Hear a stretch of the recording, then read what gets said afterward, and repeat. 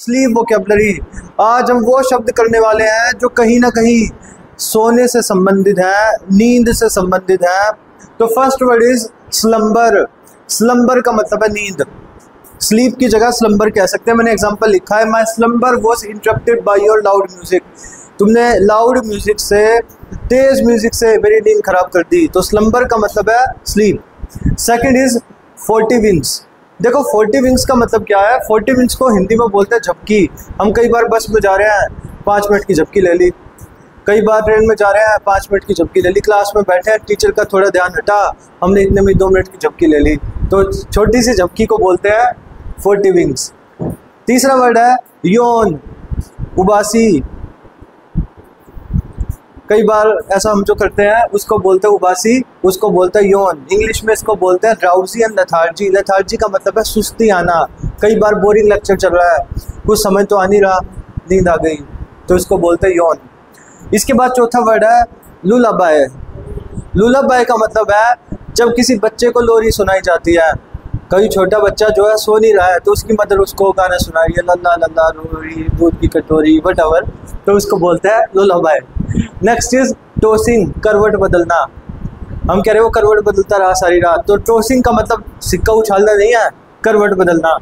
Next we have is siesta या nap. Siesta या nap का मतलब है दोपहर की नींद। अगर हम स्कूल से आके 2 घंटा 3 घंटा सोते हैं तो उसको बोलते हैं सिस्टा या नैप। नेक्स्ट इज एसुएजिंग ड्रीम, अच्छे सपने। हमने अच्छा सा सपना देख लिया, क्या स्कूल में सारे टीचर एब्सेंट हैं, तो क्या है sweet dream. Next is nightmare, डरावना सपना। डरावना सपना देख लिया कि सामने कोई भूत खड़ा है, नाइटमेयर, डरावना सपना। हेलुसिनेशन, दिन में सपने देखना। बैठा यहाँ पे है, सोच रहा है कि आज घर पे खाने में क्या बना है, या चलो एक बार मामा के घर आता हूँ, तो उसको बोलते हैं हेलुसिनेशन। वोल्टरमिटी, दिन में सपने देखने वाला, जो खुली आंखों से सपने देखता रहे, बैठा है लेकिन कुछ और सोच रहा है, अलग दुनिया में है, वो कौन है? वोल्टरमिटी। लाइट स्लीप का मतलब है बहुत कच्ची नींद। अभी 10 बजे तो सोए थे, 11 बजे किसी ने आके उठा भी दिया, हमने कहा तूने कच्ची नींद में उठा दिया, अभी तो ढंग से नींद पकी भी नहीं थी। नेक्स्ट इज साउंड स्लीप, गहरी नींद। हिंदी में बोलते हैं घोड़े बेचकर सोना। कुछ नहीं पता आसपास क्या चल रहा है, सोया हुआ है, मुंह खुला हुआ है, मक्खी जा रही है, कुछ नहीं पता, sound sleep. Next is somniloquist. Somniloquist का मतलब है वो इंसान जिसको नींद में बड़बड़ाने की आदत हो, जो नींद में कुछ कुछ बोलता रहे। सोमनीलोकिस्ट का मतलब जो नींद में बड़बड़ाता रहे। Next we have is somnambulist. Somnambulist का मतलब वो इंसान जिसको नींद में चलने की आदत हो, जो नींद में लेटे लेटे एकदम खड़ा होकर चलते, वो कौन है? सोमनेम्बुलिस्ट, नींद में चलने वाला। Next is सोमनीफोबिया।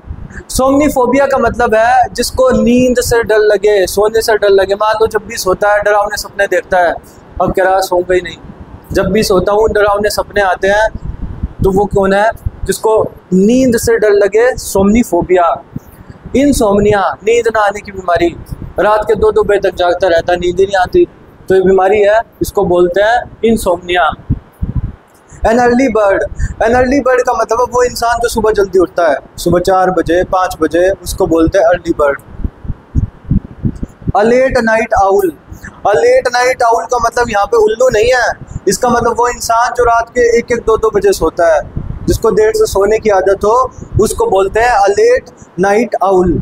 Next is coma. देखो कोमा को समझते हैं। कोमा एक तरीके की एक बीमारी हम कह सकते हैं, या एक तरीके का बेहोशी हम कह सकते हैं, जिसमें इंसान बेहोश रहता है, कई सालों तक भी रह सकता है। हो सकता है कभी होश में ही ना आए, मर ही जाए। कोमा में इंसान जो है बेहोश रहता है, और उसको बेहोशी का मेन कारण यह है कि उसके ब्रेन ने काम करना बंद कर दिया है।